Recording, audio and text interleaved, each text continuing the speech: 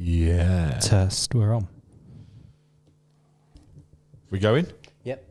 Hey Siri. Time 28 minutes. Music. Bosh. It's almost like we're getting good at it. We're getting there. Almost. I quite like our little idiosyncratic little, oh, that's the wrong sound. Or, oh, the camera stopped working. I just like... We are a high-end production house, Scott, you know. Yeah, I just like the completely unedited, just have a chat. Yeah, it is what it is. Whatever happens, happens. It is what it is. So welcome back to the Creative Pursuit podcast, brought to you by the team at Northern Powerhouse Media. My name's Adam Birkett. And I'm Scott Edwards. Welcome back and to podcast number 7. 7. Have I got it right way around?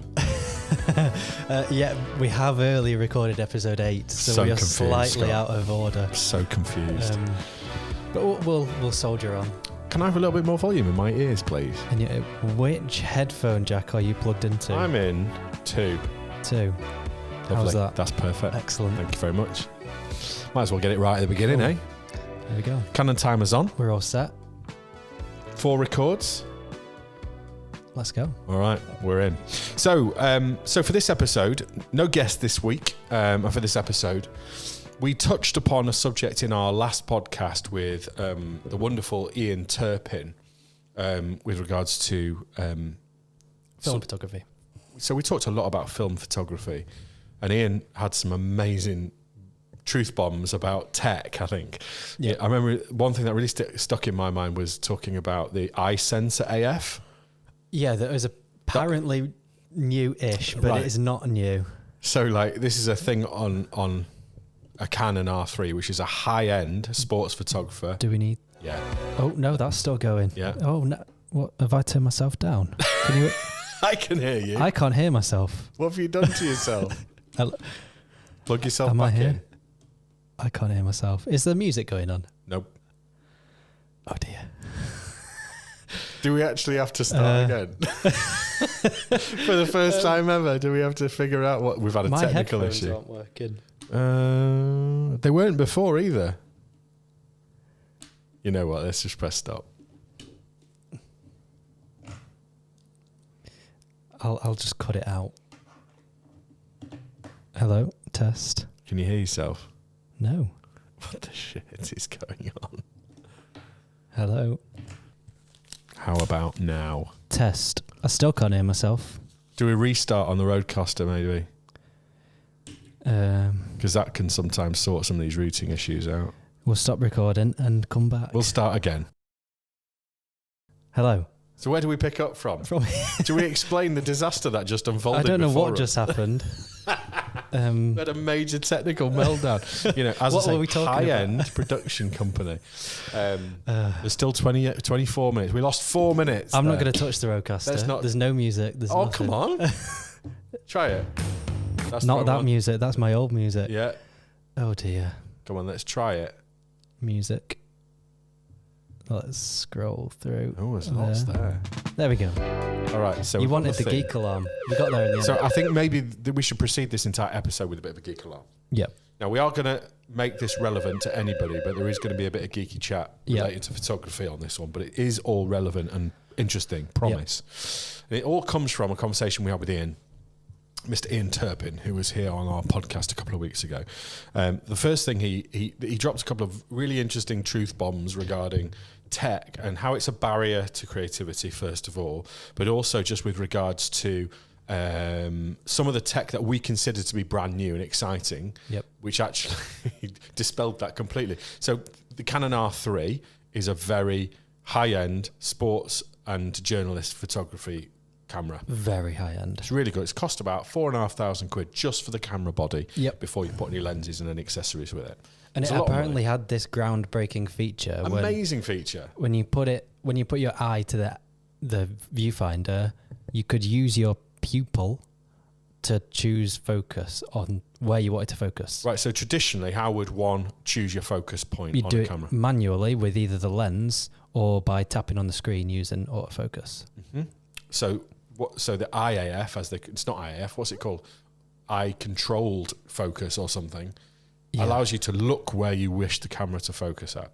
Yeah. Dead cool, proper technology. So Ian says, no, it turns out like a Canon 1, what was it? Like, not a 1D. I've forgotten the name whatever of it was, from like 1994. An analog camera. Yeah, has this technology. So I don't know if it's exactly the same. But that was very, very interesting. But we talked also about how the convergence of tech, particularly with regards to non-photo specific devices, such as phones for taking photos. And that's what we're going to talk about a little bit today. Just going to look at them in a little bit more depth, see what the capabilities are with regards to phones versus proper cameras, see where the limitations are with phones, and actually really try and look at the question of, can you be a high-end consumer, a low-end professional, a high-end professional, and use just a camera from your phone? We'll come back completely to it, torn on it. I know. We'll get into it. We'll get to it. So let's start by just having a bit of a review on all of our activity, because it's been quite a few weeks. It has been quite. You've been jet setting off all over Europe. I've been traversing Scandinavia for a couple of weeks, and Wales actually. Did a lot in Wales as well. So I've talked a little bit about this project that I've been working on previous podcasts, but I did a lot of filming, 200 hours worth of footage, took over a crew of 4, 3 Adams, me including, and a chap called Verdi. How did that work? It was really easy for the client because they just yelled Adam and somebody would You're come. all perked up, like meerkats. So we had myself, Adam Birkett, we had Adam Bennett, so there's 2 Adam B's. And Adam Bennett was the director of the shoot. We also had a guy called Adam Cook, who was a drone op and sound operator. And we had Verdi, who was our director of photography and camera op. Right. Did he feel a bit left out because he wasn't called Adam? We made him feel really bad about it. But they were a fantastic crew to work with. They've got a lot of experience in international shoots. So I wanted their experience of getting 100 odd kilos of film gear onto a Ryanair flight. It's not easy post-Brexit. Oh my God, it's so difficult. And we had lots of interesting kind of conversations with checking people, trying to let us on with Peli cases. The first flight we got to, and one of the Peli cases weighed 47 kilos, and she was like, there isn't an airline on the planet that will let that on. It has to be 32 kilos of that. So every airport we got to, we did like 4 flights around Europe, and every single one we got to was like unpacking bags, repacking bags, trying to get it on the scales, get it up to 32. And we have 4 of these massive Peli cases with drones in, with camera kit, with sound kit, with lighting kit, all the stuff we need to do this shoot. Yep. And our hand luggage. Obviously, the guys wanted to take their £20,000 Sony FX9 onto the plane, rather than into the hold. Yeah, I'd be keeping tight hold. Exactly, and and your all your batteries obviously need to carry on. You can't put your batteries in the hold because they might blow a hole inside the aircraft and all that kind of stuff. So but it's okay when it's on top of the aircraft. Yeah, I don't know. But there were lots of logistical challenges. We then get there and find that the van isn't big enough to put our kit in and all this kind of stuff. So it was really fun, though. Denmark for a few days, a hotel next to a fjord, opening the windows in the morning, looking out over the water was amazing. But northern part of Denmark in Jutland, where we were, not that interesting topographically in terms of like really flat land, lots of wind farms, lots of abattoirs. Oh, okay. Got some really cool photos of dead pigs by the side of the road if you want to see those. Have you actually? I've actually, yeah. Only what just piled up? Yeah. Really, it's like a horror film. Oh, God. It was so weird. And the smell.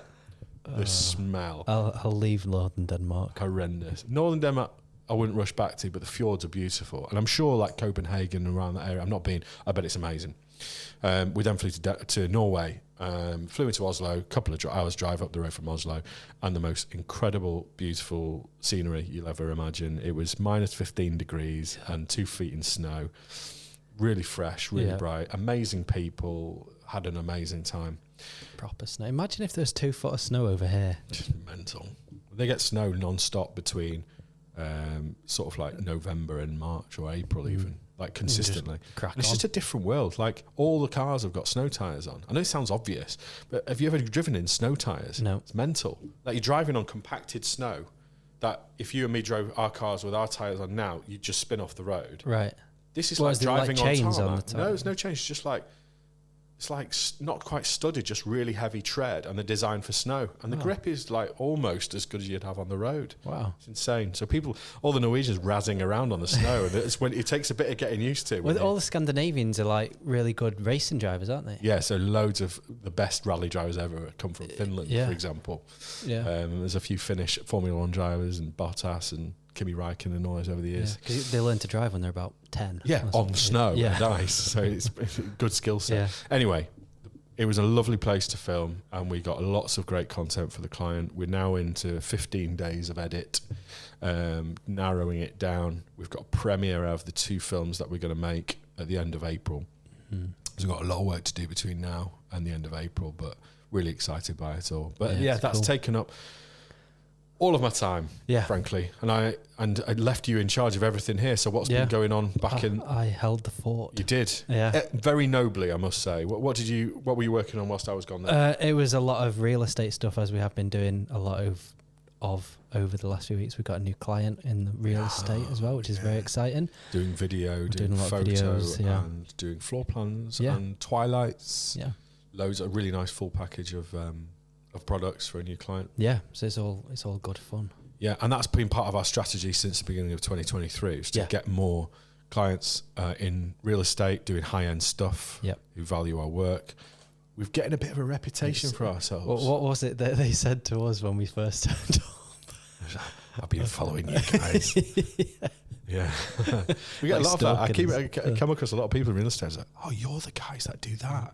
Because we're trying to push the bar up, and we're trying to do better work. Yeah. And it's great to see that we get positive feedback from that. So, we are looking for more clients in that sector. Yeah. And the great thing about it is it's exciting for us, but we're always learning about it as well. Yeah, totally. It's totally great to understand other people's philosophies and how they want to achieve things. And every client is different. Got different ideology in marketing and what they're trying to achieve with their business. So, we have to tweak our approach depending on what they need. Yeah. So you're in loads of that, have you? Yeah, very. It certainly looks like it on our exports folder. The export folder the last 2 weeks has grown a lot. Yeah. It was a slightly slower start to March, but the end of March has been pretty mental. Yeah, I think that kind of made up for January and February being so busy. It was insane. Yeah, it's good. So it's been a good few weeks, and a good looking April coming up. I think we're recording this at the end of March. I think this goes out in a couple of weeks. So it'll be mid-April when this goes out. How is it April? I don't know. Hey, by the time this goes out, I'll have played cricket for the first time in 5 years. Hey! That's exciting. That's really cool. And I'll have moved house. Oh! It's all going on. There's all sorts of changes in Scott's life right now. Yeah. Yeah. It's, a lot going down. A lot going on. It'll be all right. It's all good. It's all good stuff. Yeah. Exactly that. So what else in terms of business stuff? We bought a new camera. We got another new camera. Yeah. So we've still sat there, isn't it? Smug. Why? Looking at us. Camera number 2. Good question, Scott. Why are we still using a Canon R6 for this? Why not? Because we can. Yeah, because we can. So we bought another Lumix S5 Mark II, because we bought one a couple of months ago. Yeah. We've got on well with it. And we decided to get another one, mainly for video. So we've now got 2 full camera setups for our day-to-day. Yeah, so the Lumix is predominantly for video stuff and the Canon for photography. Exactly. We've got a Canon bag with 2 R6s in, with grips on, and a whole load of EF glass, some really nice primes, some Canon L zooms and similar. We've then got another bag full of Lumix kit. Yep. So we've got a couple of the kit lenses. We've got 20 to 60 variable max aperture. Which, considering it as a kit lens, is super impressive. It's a very good kit lens. It gives us a bit of flexibility because it's 20 to 60. Yep. We've also got a 50mm 1.8 prime, which is good. Yeah. It's very good for the price. I would say, having done some side-by-sides with that and the Sigma Art 1.4 that we use on the Canon system, it's not quite at the same level of optic quality. Yeah. But you wouldn't expect it to be. Because not for the price of it, no. That's the point. What is it, 500 quid? And quite honestly, you have to really be pixel peeping to see the difference. Oh yeah, if you were just looking on social media at the 2 photos, right, unless you knew what you were looking for, you wouldn't know. I think it just depends on the application. If you were doing sort of high-end art or all that kind of stuff, where these things really do matter, you'd notice it. But for the nature of the work that we do, we've got really, really great lenses that work for what we're doing primarily. And the sensors on these things are great. They are, yeah. So anyway, the reason we've kept the R6 there, the Canon camera, is because we've become a little bit fond of the Canon brake. We're not ready to leave it behind yet. It's just going to sit there, just like staring at us. Stop taking the piss out of me. Smug. Yeah. Never say die attitude. Kind of respect it, to be honest with you. It does its job. And I have to say, I've got on well with the Lumix stuff generally in terms of photography. I've not done that much on it. I've done quite a few. I'm enjoying it generally, but I still prefer the R6 when it comes to stills at the moment. And that's because I prefer the lenses, and it's because I prefer the colour profile because I'm used to it. Yeah, I'm not saying it's better or worse. It's just what I'm used to. It's all personal preference. And when we're doing twilight shoots, we use a light meter to get it perfect. And I struggled a bit with the Lumix doing the light meter stuff.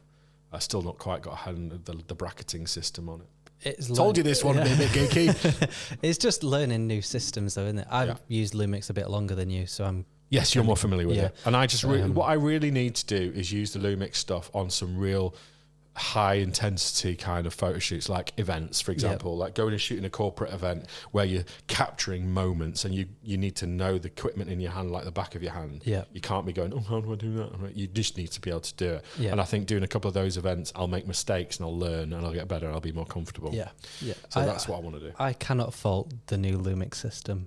And for me, the main thing is, this is really geeky, dual native ISO. So want to explain to the ladies and gentlemen what dual native ISO is? I think we mentioned ISO with Ian the other week. Yes, so ISO came about with film photography and sensitivity of the film, and it's the same thing with sensors. So you can change the sensitivity of the sensor instead of changing your film. And the higher your ISO goes, the more sensitive it is, but you're creating more noise in the image, so you'll get more grainy, noisy artifacts. Now, it is worth acknowledging at this point that in the last few years, digital sensors have got a lot better at reducing noise at higher sensitivity, at higher ISO. So typically you want to shoot as lower ISO as you possibly can. In an ideal world. So when you're in a studio, when you're completely able to manipulate the light around you, you'd shoot at the lowest ISO on your camera or thereabouts, like 100 ISO. Your camera will go as high as, 124,000 ISO or whatever. But if you did that, what would you get? Who would use that, really? Well, what would happen if you did? It'd just look horrendous. So it's like a static screen on an old analog TV, black and white screening. Just looks crap. Just don't go near it. No. But dual native ISO. A camera has a native ISO, which is where it performs best. A dual native ISO is a second ISO, usually higher up, always higher up, where it starts again. It doesn't start again, but it cleans itself up a lot. And to have that on the Lumix S5, especially, can you use the dual native ISO in stills on that? I believe you can. Have to figure that out. But if you can, that is effectively cleans itself up because it has another. It's the way all the electrics are run. It has another circuit. I think. Clever, isn't it? Very, very clever, geeky stuff. But that is a game changer, especially when it comes to video. Yeah, it is. It is, and I think in stills as well. Yeah. Flying the stills flag out here. If it is dual native ISO on stills, then that is something I've never come across on any Canon system. Anyway, we're pleased with it so far. And I'd also just like to acknowledge the fact that one of the major reasons we've jumped is purely a price issue. So there is a Mark II version of the Canon R6, which I'm pointing at. A Mark II version released only a couple of months ago, and it fixes a lot of the bugs that we don't like about the R6, like the record time limit. Yeah, so you can unlimited record time and that kind of stuff. But to buy one of those camera bodies is 2,700 quid or thereabouts. Lumix are currently, obviously, very clearly trying to get Sony and Canon users to consider switching to their system. And succeeding. So what they're doing is they've launch price on the S5 II of £2,000, but they're offering a trade-in bonus through their retailers of an extra 300 quid if you trade in any old DSLR or any old camera, basically. Yeah. So what we worked out that if we had a few DSLRs that we used to use. I used to have a Canon 5D Mark III, which I used for years. Yeah. Put 60 or 70,000 actuations on it. Been heavily used. I bought it in 2019 for 700 quid. Yeah. Wex would give me 320 quid as a trade-in. When was it released? About 2011, I think. So it's 13 years old. Right. 13 years old. So Wex would give me 350 odd quid for it. Yeah. As a used camera in great nick with 60 odd thousand actuations on. They're giving an extra 300 quid trade-in bonus. So I'm basically getting back the same I paid for it in 2019. I used non-stop as my main camera for years before I upgraded to a 5D Mark IV and then the R6s. And then obviously as we're a registered VAT company, we get the VAT back on the purchase price as well. So all told, it works out about 1,000 quid. It's just nuts. Whereas it would work out at more like probably about $2,000 if we had done the R6 Mark II. Yeah, but you're still getting more features on the Lumix S5 that you don't get on the newer R6 as well, like a dual native ISO, like all of the cinema video features. Yeah, it's a no-brainer for video. It is, but as we've discussed or mentioned previously, the tricky bit is changing your ecosystem, changing from a Canon mount, EF or R mount, EF or RF mount, over to an L mount. Yep. With Lumix. So it means you have to have two sets of lenses, or buy an adapter. We had a bit of an issue with our adapter, didn't we, Scott? We did. In the middle of a shoot. In the middle of a shoot. So we got a Sigma adapter, so it means that we can put our Canon glass on our Lumix cameras, and it's worked very well with all Sigma lenses and all Canon native lenses. And it was working well. On our Tamron 1.4 Prime. That we were using at the time. 35mm. And then it wasn't. It just stopped working for some reason. So Tamron doesn't seem to work. Haven't looked into it, investigated why it was working, now it isn't. It might be a firmware update at some point. But it doesn't work on either of the new Lumixes, so it's obviously a lens issue. Yeah. Or an adapter issue, I should say. So anyway, that's our bit of geekery in terms of new kit and that kind of stuff for this week. But let's get on to our main chat for today's podcast. Yeah. So iPhone versus camera.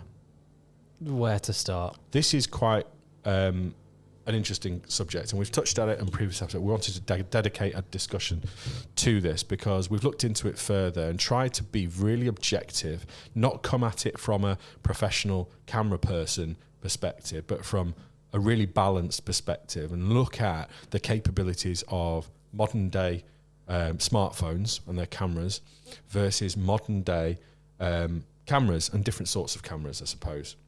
Yeah. So should we start off just by talking about what the key differences are in terms of hardware? Or, since we've got 3 minutes left on the Canon timer. Oh, there we go. Should we do a Canon break and then discuss it? I mean, we can. He's answered for me by just rolling.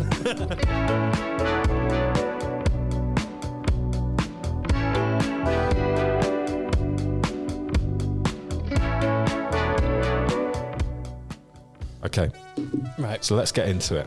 So Scott, start us off then. What are the key fundamental hardware differences between an iPhone? We'll use iPhone as a reference point for phone cameras because we've both got iPhones. Yeah, so when we say iPhone, we mean mobile. Mobile. I'm not that familiar with Samsung or Pixel. Although I'm sure they're very good. I will mention something about Samsung. Yeah, so obviously the main difference, camera, we're going to stick to cameras. Yep. The biggest difference is the sensor size. Mm-hmm. So what's the sensor size for those who are not in the know? So the sensor is the bit of the camera that records the image. It is what is capturing the light. In a mirrorless camera, you do still have different sensor sizes. So you could buy an APS-C crop sensor camera, you could buy a full frame camera, you could buy a medium format camera. They're all different sizes. Typically, you use a full frame camera, which is what we use in all of our cameras here, and that is a 35mm sensor. And that's derived from 35mm film in years gone by. And so that's considered full frame. Yep. An iPhone or a mobile, there's still some music going on, has... Shall I tell you exactly how big? It's minuscule. 7 millimeters by 5 millimeters. So it is. And that's in an iFrame. Sorry, that's in an iPhone 12 Pro. I do think it's got slightly bigger. Maybe. But yeah, it's tiny. So what's the fundamental difference? So you can't then? capture the amount of light that Light. So that's the key thing. So photography, the word photography comes from light recording. Yeah. Photography. Light painting or something. Yeah. So it's all about light. That's how we produce our images on whatever device it is. Yeah. And it's a fundamental fact of physics that the smaller the sensor, the less light can be recorded. Yeah, it's just physics. Right. And Yeah. so if in you have a years smaller gone by, glass, you can put less water in it. right. Yeah. It's exactly the same. Yeah. And in years gone by, whilst full frame was 35 millimeters, there was bigger than that. It was medium format and large format film. Yeah. And so the bigger that they are, the greater data effectively and light that can be recorded on that. And you can still get those in digital as well. You can. Yeah. You can. You get medium format digital. Very expensive. Just no. Just no. I mean, I've never played with one. I'd imagine if I played with a Hasselblad or whatever, I'd be like, yeah, we need one of those. But they're very, very expensive pieces of kit. So sensor size is the first difference. So that's a fundamental difference. What does that mean from a consumer's perspective? What actual practical difference does it mean if you can't get as much light onto your sensor? Well, typically your photos would be, I don't want to say darker, but they would have less detail in them if you use a smaller sensor. So it'd be compensated by something like ISO. Yeah. So ISO would have to be higher to compensate for the less light coming onto the sensor. Yeah. And that with ISO, you get grain, noise, artifacts. So things we don't like to see. Bad things in photography. Bad things. Yeah. So that's the first fundamental difference. They are getting bigger, the sensors. Yeah. And my phone, for example, has 3 lenses and 3 sensors on the back. I assume it's 3 sensors. Certainly it's slightly bigger sensor than on my previous phone, and it's really noticeably different. So I've got I've got a 12 Pro Max. Right. Yeah. I think my previous one was an iPhone 10 or something. And the difference in low light performance, which is always a good barometer of the quality of a sensor. Yeah. But there's a lot of different things that go into that with an iPhone. Yes. So with an iPhone, it has a lot of inbuilt stabilization. Right. Which is used to compensate in low light. So it can have a longer shutter speed to let more light in, all handheld, and still get a good still photo that isn't. And this blurry. is one of the things we were talking about with Ian. So there's the 3 factors to making a great exposure on a photo. The exposure triangle. So you got shutter speed, aperture, ISO. Aperture is the size of the opening. Yep. ISO is basically the quality of your sensor and how grainy it is. Yep. And shutter speed is how long it's exposing for. Yeah. And you do a combination of those things to create the perfect exposure, and you can adjust each one of those for creative reasons as well. Yeah. So if you wanted blur, you'd have a longer shutter speed. Yeah. If you want shallow depth of field, which means some things in focus and loads of things are out of focus, you'd use aperture to control that. ISO, if you wanted grain for some weird reason. I do. I know you love a bit of grain. Then you whack up your ISO, but it's not very nice grain when it's ISO. So generally speaking, ISO is the one you always want to be as low as possible. Yeah. But on an iPhone, you get a load of electronic stabilization. So software. Computational photography, they call it. So it will effectively create a stable photo. So by using software. AI. That keeps cropping up in this podcast. So it is really good at what it does, because it allows you to have a longer shutter speed and still get a still photo, which clever. You couldn't do on a camera, right? To the same extent.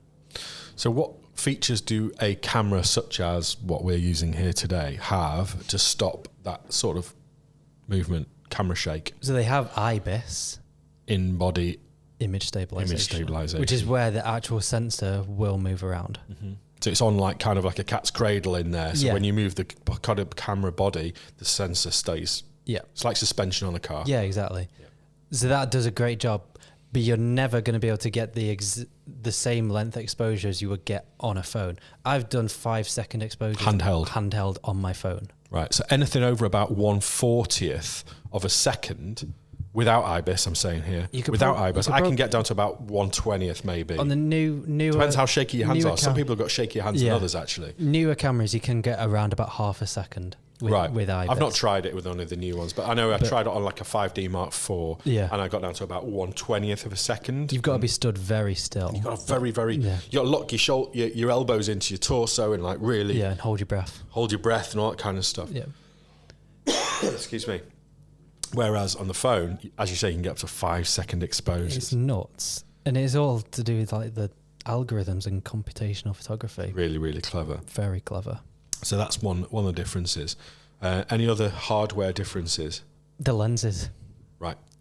So obviously on a camera, you can choose whatever lens you want. You can do whatever you want with it. You can have a wide lens, you can have a super telephoto lens, and just create anything you want. An iPhone, you're pretty limited. You're stuck with what's on the back of your camera. Yeah. So there are different lenses. You've got your wide and your normal, I think they call it. Yeah, this one has 3 lenses. It has a normal, an ultra wide, or a telephoto. Yeah. It's not really a telephoto. It's not a telephoto. It's slightly. But, yeah. It's an optical zoom. And actually, one of the things I think a lot of non-photographers don't realise is that just by zooming in, it's not zooming. No, you're just cropping. You're cropping. Yeah. So cropping is basically you're taking the same number of pixels and you're just making less of them. So the quality of the image gets less and less. You're cropping in. And you end up enlarging the pixels. Exactly. Yeah. So it just looks pixelated and grainy and terrible. Whereas an optical zoom means that the actual focal length of the lens changes. So you might have a 50mm focal length, which is roughly equivalent to the human eye. Yep. 85mm, which is closer than that. I don't know the equivalent.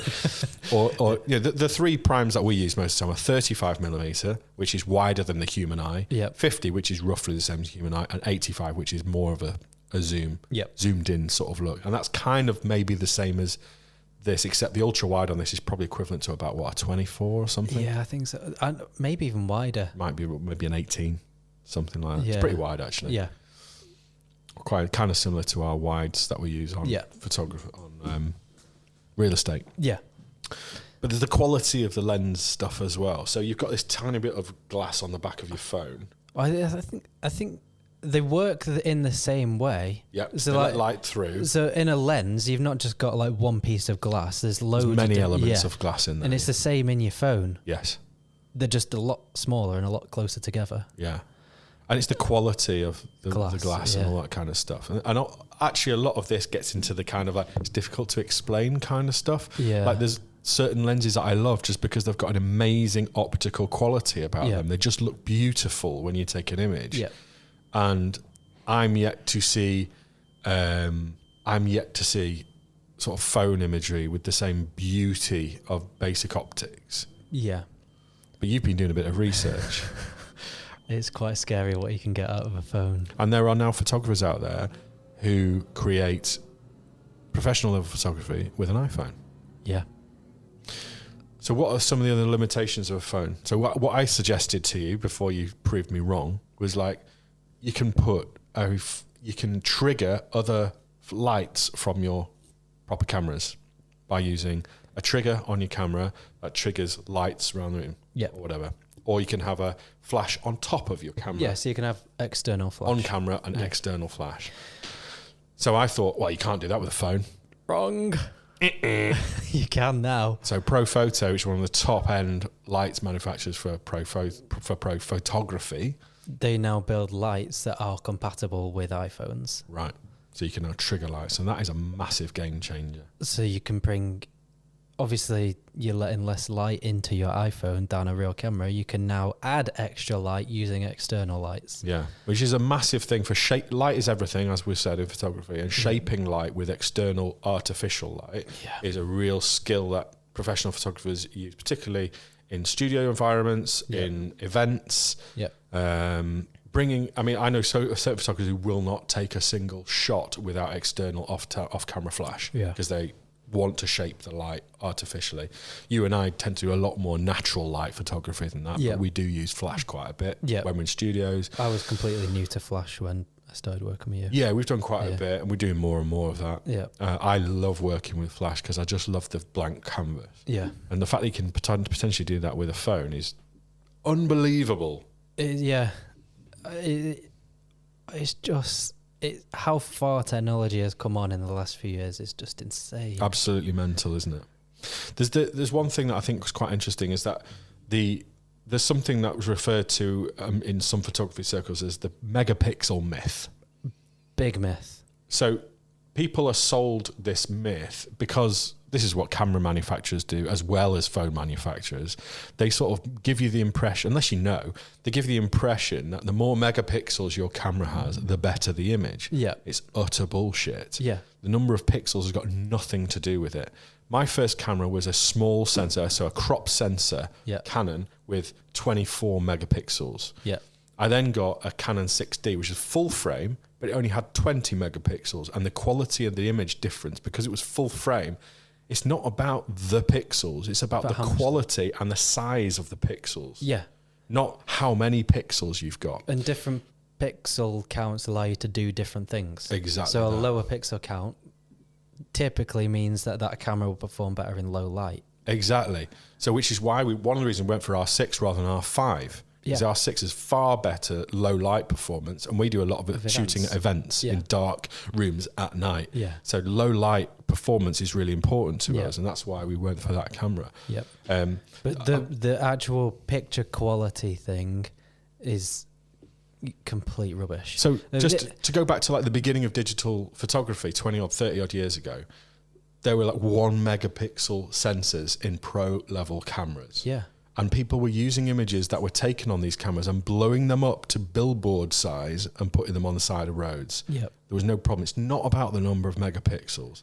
It's about the quality and the size of the pixels that count. I found a little quote about this. The KenRockwell.com, which is, they do a lot of reviews and that kind of stuff. The myth. The megapixel myth was started by camera makers and swallowed hook, line and sinker by camera measurebaters. Camera makers use the number of megapixels as a camera has to hoodwink you into thinking it has something to do with camera quality. They use it because even a tiny linear resolution increase results in total huge pixel increase, since the total pixel count varies as the total area of the image, which varies as the square of the linear. It gets a bit technical. I won't go into that. But basically, it's just saying exactly what we've said. It's nothing to do with the quality of the pixels. So when people get a new phone and go, this one's got 12 megapixel camera, so? Who cares? It really doesn't matter. Really how good's your lens, how good's your sensor? Yeah. They're the things that There's matter. times where more megapixels are nice. Like if you're doing unnecessary. Yeah. Sometimes if you're doing like pro level high photography. detail product photography, things like that. I would we use a Canon 5D Mark IV in the studio.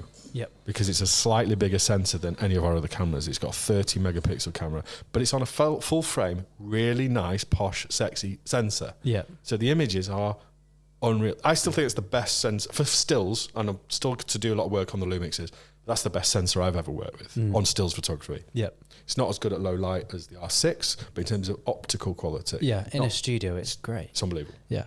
But Samsung, in the last couple of months, have come out with their new version of the iPhone, whatever it's called, their flagship phone, with a 100 megapixel sensor. And everyone's going, oh my God. Yeah. That just sounds to me like it's going to be crap in low light. It's just, who needs that anyway? Even on a proper camera, no one needs that. If the top photographers, pro photographers are going around with 20 megapixel cameras, that's all you need to know. Yeah. They're not going out and going, I wish my camera had 100. When Sony came out with the new A7S 3, and it's got a 12 megapixel sensor camera and it's $4,500. Right, exactly. It's the quality of the sensor. And is it the 5, I don't really know the Sony names very well. A7R4 or 5, is it? With like 60 megapixels? A7R5 is 60. 60 megapixels?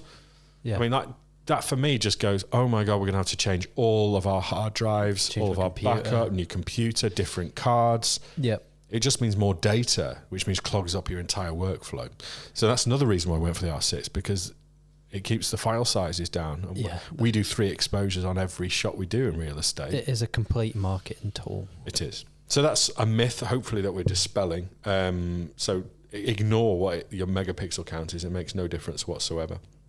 Any other hardware changes? The only one I would probably identify is Well, two actually. One is the fact that a camera is designed to be a camera, and there has loads of functionality. A phone is not. And you know, it's got loads of functionality within it to make the user interface far more helpful. Things like leveling tools and different switches and bits on it that make taking photos when you're in a pinch much easier than staring at the back. So a phone is designed to be a phone, or partly designed to be a phone. It's a computer, really. It's a computer. Yeah. So it has loads of functionality and does loads of different things. It's connected to the internet, and it's got Bluetooth, and it's got... So this one has a LiDAR sensor on the back as well. Yep. So the new iPhones, and I'm sure the other manufacturers do it as well. A LiDAR, do you know what LiDAR is technically? Shall I tell you? Lots of little lasers. Yeah, so LiDAR is a remote sensing method. LiDAR technology uses the light from a laser to collect measurements. These are used to create 3D models and maps of objects and environments. My camera can't do that. No, but it's coming. Is it? Yeah, it is coming. We were at the photography show last year, and I showed you that new DJI 4D. And it's got like a 4-axis gimbal on it. 4-axis? Yeah. So you know, like a normal gimbal is like tilt, pan, roll. Yeah. This one has got another one for like height. Right. I think that's what you'd call it, I guess. Don't know. So you could lift it up and the camera would stay in the same place. Elevation or something. Yeah.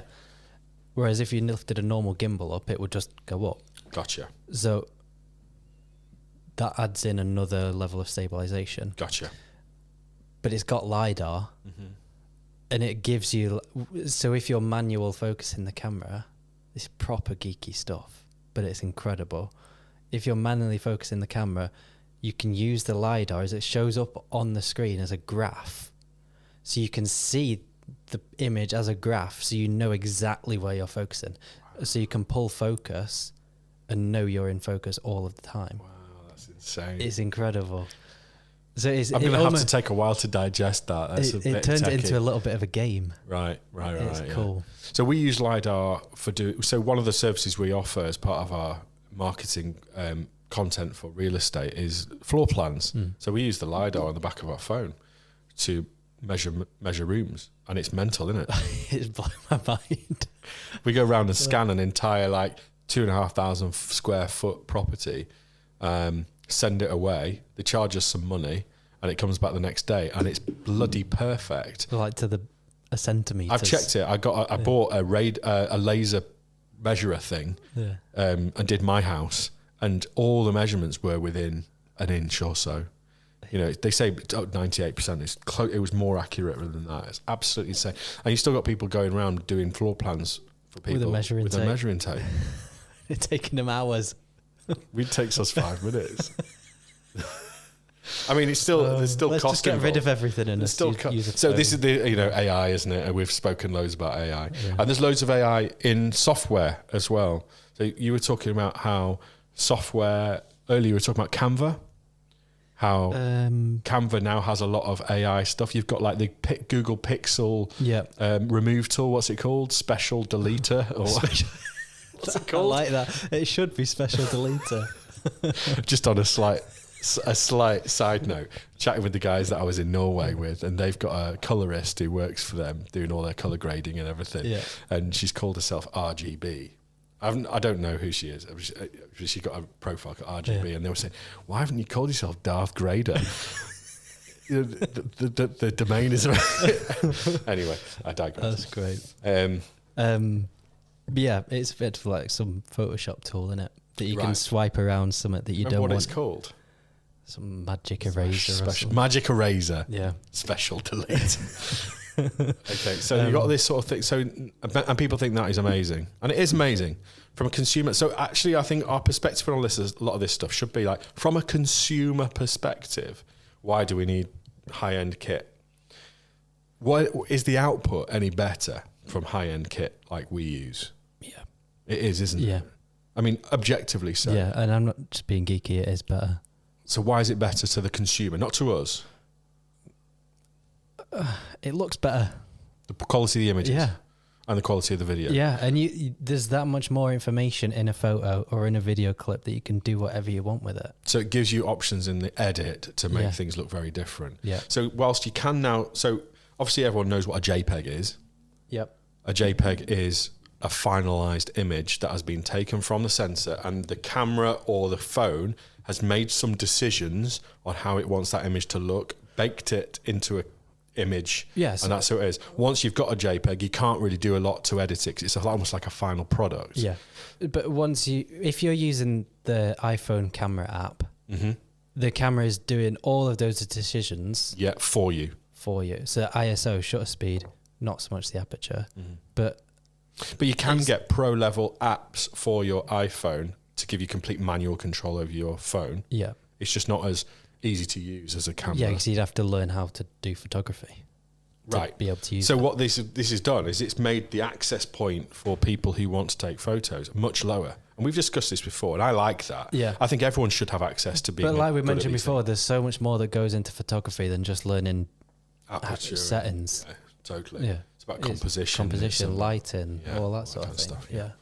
But I think if a phone is enough to inspire someone to really get into photography, then I think it's a good thing.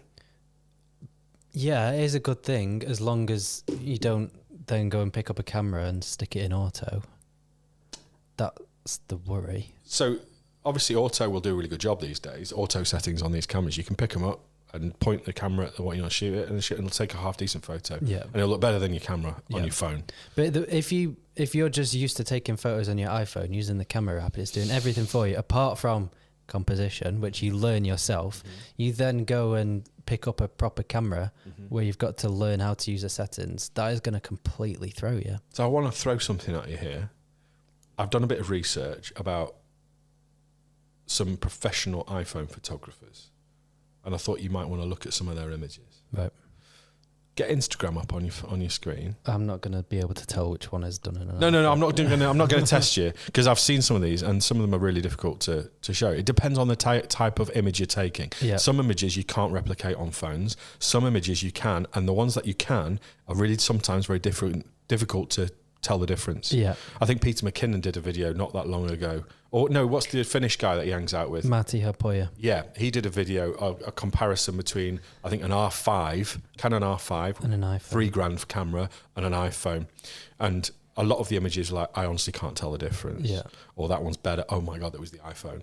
So in certain circumstances, but in other circumstances, particularly low light and that kind of stuff, you can see a big difference. Yeah. So it depends on what your photos are for. So check out a couple of these people. So the first one I'll ask you to have a look at is Kim Hagstrom. So KIM HAGG STROM. STROM. Right. And these are all shot on an iPhone only. She's created a beautiful collection of photos, neutral colours, strong contrast. We'll put the links to these in the podcast notes. Beautiful photos, right? Really nice photos. But she's learned composition. She's learned how to be a good photographer. Yeah. Right, exactly. There's another one here. I'll check this one out. Dinalf. DINALF. Dinalf.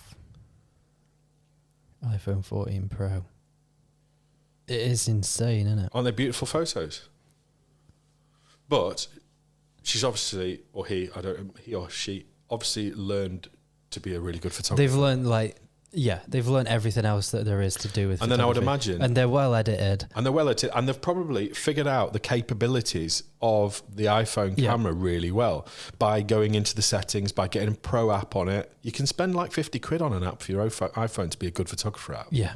So you go through all these processes, and then you can really use the hardware to its best. And there are certain limitations, there's no question, in terms of using an iPhone. But it depends on what you want to use your camera for at the end of the day. There are places where an iPhone will work better. Exactly right. And there's also something else to be said, in that an iPhone is always in your pocket. Yep. Ian once said in one of the beginner lessons that I was in his class, he said the best camera is the one that you've got with you. That's very true. And quite often you don't have a big mirrorless camera with a big lump of glass on the front in your hand when that moment happens. And actually, what do people look for in photos a lot of the time? They look back for memories and stuff. Stories. Some of people's most prized and personal, fantastic photos are blurry, like snapshots or like what they called, the ones that print out. Polaroid. Yeah. That kind of stuff that mean the most to people because it captured a moment. On this note, Holly, my girlfriend, has just sold her digital camera. She's going purely film. Is she? Yeah. Yes, Holly. Yeah, she's going purely film. Is this because she listened to Ian Turpin's podcast? Well, no, because as we're recording this, it's not out. Oh.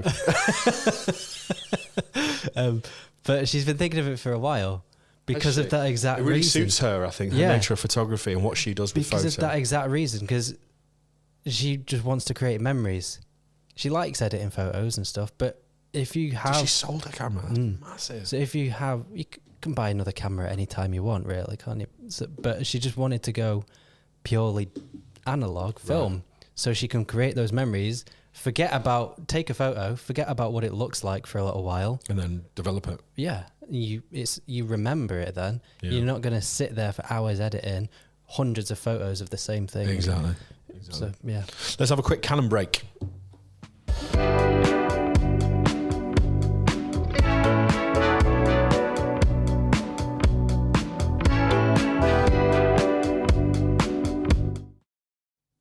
So I thought that was interesting looking at those photographers. There's a few more. Very abrupt. It was. I felt a bit shocked. There's some other lovely stuff. I found another one called Leo Paris. Check them out if you want. We'll post a link to a few of these so people can check out themselves. And these are really, really good photographers. I think the bottom line is it is possible to take great photos with an iPhone, but there are limitations. Yeah. And I think if you and one other sort of thing I think worth mentioning. Well, we haven't talked about software actually. So software-wise, so Canva we mentioned Pixel Ultimate Deleter, and there's also on the camera side of things, on the proper photography side of things, we use things like Lightroom and we use Photoshop to manipulate and edit our images, and the AI within those and the capability within those has got so much better now. So it can like identify things in the image, and we've mentioned this a few times. So whereas in the past you might spend an hour cutting somebody out of a photo so you can adjust their properties, or change the light or change the color or whatever.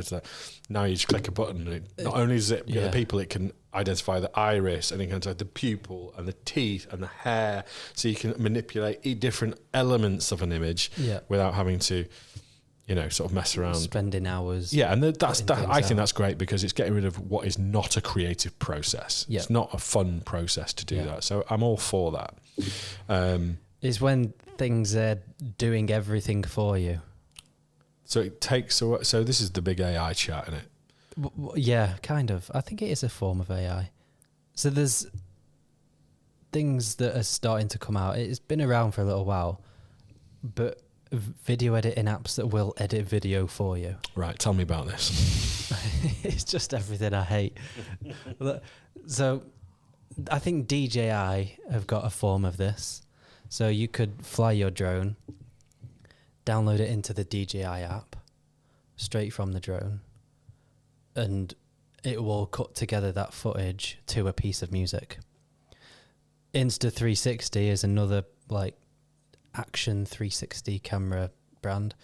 They just released a new thing where it will tell you what clips to get, and then you shoot those clips using this new app or whatever it is, and it will then edit those for you into your own video that you can then stick on social media, and it's just taking all the creativity out of it. Yeah, and I think when you're passionate about creativity, that hurts. Yeah, because someone could stick that up on Instagram Reels and get thousands and thousands of views and loads of love on it, yet we spend 5-6 hours crafting an incredible video.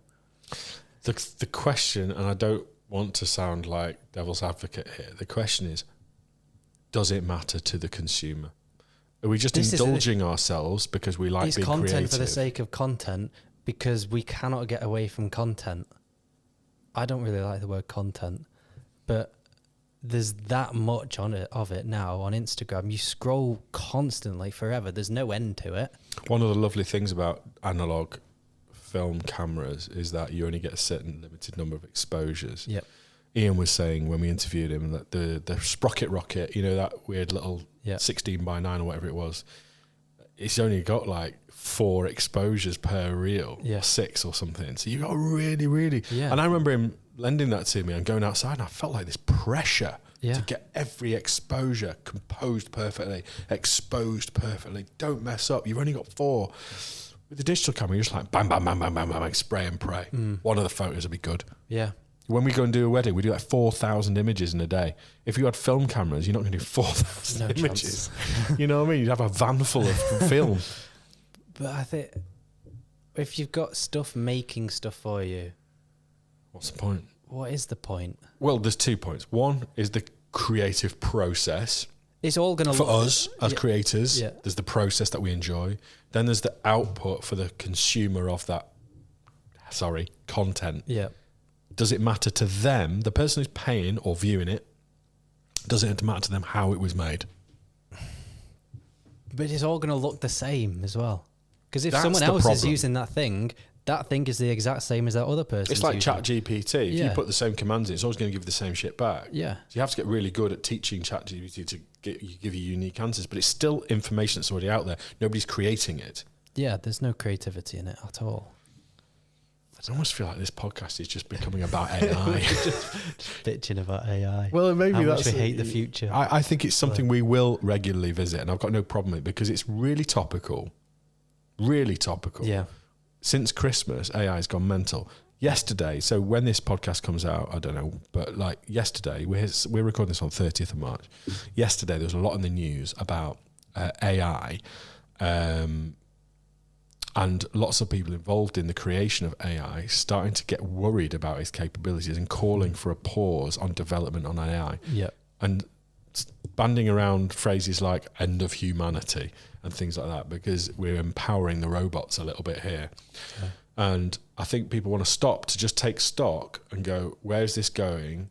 Is this a bit dangerous if these AI bots have sort of life of their own and can make decisions on our behalf? They're going to become far more capable than humans at some point. Yeah, they'll start thinking for themselves. Right, so there's it sounds ridiculous, but it's true. Well, we've always joked about it, haven't we? You know, like the robots taking over. Well, it's actually probably on the dawn of that if we let it. I think we're a lot closer to it than we realize. And it needs regulation, as we've said before, to sort of stay us in line. We're off topic a little bit, but it is something that we keep coming back to because AI is it's built into these as well. It helps you make better photos and better videos. And we haven't talked about video much on these, but these have got like some pretty cheeky features on video. But that's another thing, like cinematic mode. Cinematic mode on these. Really, how does it do that? So can you explain to listeners how it does that? Or what it does, I should say.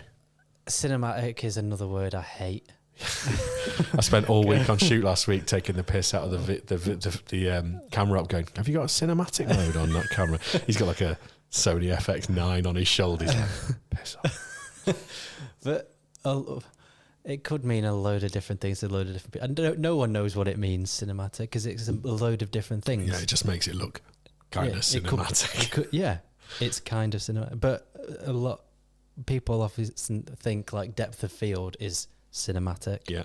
So if you've got a shallow depth of field, background's out of focus, or the foreground's out of focus. I think one of the cool things that it does in that mode is it is able to recognise who the subject of the frame is. Yeah. What is incredible is if you're in cinematic mode on your iPhone, it is doing all of that computationally. So the algorithms and the AI are figuring out what should be in and out of focus in video in real time. Yeah. Which is nuts. It's just mental. From a phone. But did you know that once it's recorded, you can then change the depth of field? No, you can't. Yes, you can. So if you wanted to switch... No, you can't. In post, you can switch. Oh my God, that's mental. Can't do that on a video camera. Can't do that on a camera. So, have we actually come to any conclusions in any of this, Scott? Are we just a bit confused by it all? One more thing. Sorry, before we conclude, one more thing. How would your client feel if you turned up to a professional photo shoot and got an iPhone out? Well, I know if I was paying someone to come and make a video and they turned up with an iPhone, I'd kick them off the offside. Is that just indicative of where we are at this moment in time? Do you think people become more accepting to that in time when they realise what an iPhone can do? Probably. Are these days numbered for these or not? I don't want them to be. The R6 is. Yeah, the R6. Forget the R6. But, our camera, is it just what I'm getting at? Are our jobs coming to the end? Well, I kind of think... You can put into AI now, make me a photo of this at this time. Yeah. Someone doing this. All right, let's relate that to the sort of business that we do, though. Let's say we're taking photos of number 1, the Elms in the Wirral. I've just made that address up, so if it exists, I'm really sorry. Half of it exists. Right. In the Wirral, the Elms, number 24. And if we take it into the AI and say, right, go and take us some real estate images of that house and then edit them for an estate agent, it can't do it. No. And that's why I kind of think our job is safe. It might help us in the edit. It might help us in terms of taking the photos, but a human has to go there. And it's the same in a business. If we're doing brand photography for an SME, it has to be those people in the photo in their office, and you can't AI that. That's why I kind of think our job is safe in that respect. Until you can literally send a drone and it will fly around the house and do it itself. How long away do you think that is? Not far. It's possible now. Stop it. It's all a bit scary. And we're getting quite deep into it, I suppose. I think it will be a common thread, the AI thing. We're not going to be an AI podcast, I don't think. I don't know. I don't like it. There is a lot going on, and it's very topical, and it's moving very quickly. And how it affects the world and the consumers and the creatives is very important to us because it's our neck of the woods, it's our industry, I suppose. So we will keep our finger on the pulse with it as much as possible. This all started with that podcast thing, the Darth Vader's head. Oh, yeah. Do you remember that? And we were just like, oh, that's cool. And now it's like, I'm really scared. Because it's Darth Vader. Darth Grader. Yeah. So have we got any conclusions that we want to wrap up with then? I mean... But just do everything with an iPhone. Yeah. No, Scott, don't do it. Don't give in. Don't give in. Stand up for the cameras. No, Look. I can't give up my cameras. No. We won't be giving up cameras anytime soon, but who knows what the future will bring. As I said, for the certain type of video or certain type of photo, the iPhone is perfectly capable, and we shouldn't discount the fact that it's the best camera when it's the only one on you. Yep. Right? Yeah. But I don't think sticking to camera, it sounds... it can sound kind of snobby, like if we're saying like stick to big cameras and everything that do all of this. I don't want to sound snobby, and that's what I said. I don't think it is snobby, but people that aren't necessarily in the photography world and don't understand cameras and just take pictures of family for themselves, they're not going to understand like the whole photography world. So to them, it might sound that way. Do you know what I mean? I think the worry, or not the worry, the fact of the matter is that the consumers love Ultimate Deleter on Google Pixel phones. Yeah, it's just because it's force fed down them on TV. The phone camera app on an iPhone. Yep. And at the end of the day, when those people do it and those people buy that or buy that phone because it can do that, then that's kind of all that matters in terms of a commercial element. And actually, maybe these sorts of cameras will just become the preserve. They'll become like film cameras now. They'll be for a different purpose, maybe. Yeah. Maybe what these will become is for people like Ian who hate digital photography and really like film photography because it's warm, it's analog. Yeah. And it gives them... They'll be for people like us that hate iPhone photography. Right. Maybe. I don't know.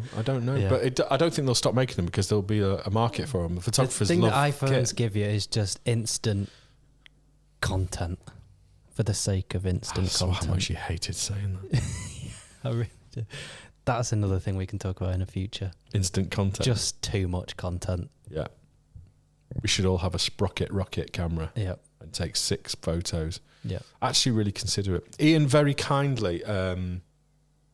he offered to come back when we've got a bit of time with some analog cameras. We should do that. And take us out shooting with some film cameras. I really think we should do it. We'll make a video on it. Yeah. I can also say thanks to Ian because he had a podcast a couple of years ago through the pandemic, called The Ordinary Photographer, and it's well worth looking at.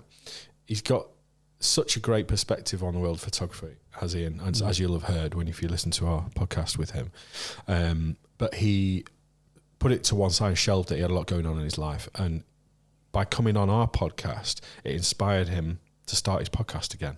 All right. And he started it up last week again. Amazing. And he started, he used to be a teacher for photography, but because he can't teach anymore for various reasons, he's now delivering his teaching lessons, his lesson plans via podcasts. That's amazing. So he started doing that, and That's cool. he gave us a major shout out on his last podcast earlier this week, sort of thanking us for having him on his show and all the rest of it. So a big thanks to you, Ian, for coming on the show, because it's really made us think. Yeah.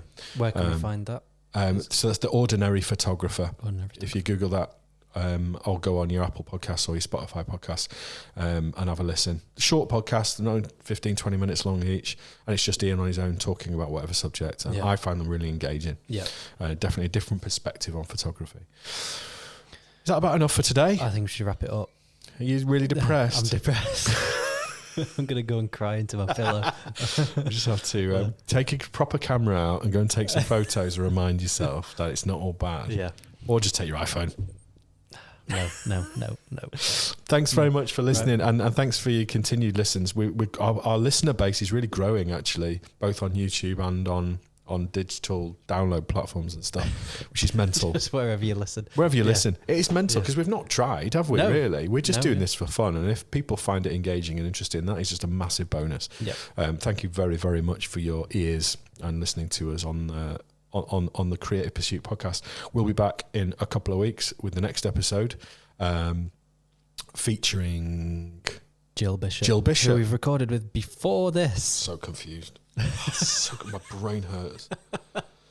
A lot of podcasting for one afternoon, actually. It is. Been at it for about 4 hours.